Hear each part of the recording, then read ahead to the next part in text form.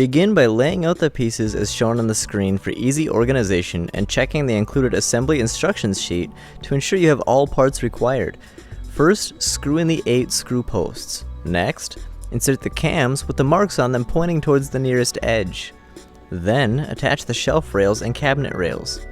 The shelf rails should be flush with the edge, with the small wheel towards the edge highlighted. The cabinet rails are labeled with CR and CL, CR to the right board, CL to the left board. Make sure the proper holes are used for installation and the rail does not protrude past the edge of the board. Next, attach the caster brackets. It may be easier to slide them on from the back edge as shown in the video as opposed to trying to attach them directly.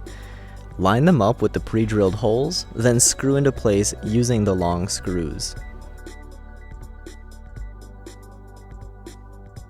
Now insert the casters. This may require some force. If having troubles, try using pliers to tighten the loose ring at the end of the caster. Proceed to assemble the desk as shown.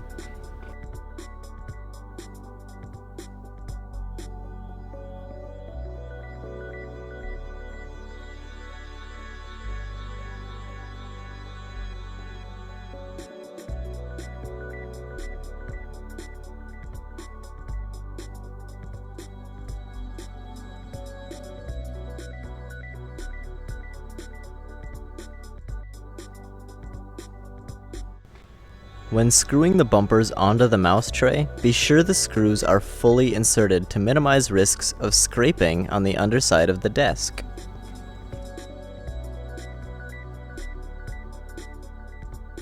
Now insert the pin, add the plastic washers, add the mouse tray, and then lock with the pin. The tray can be mounted left or right.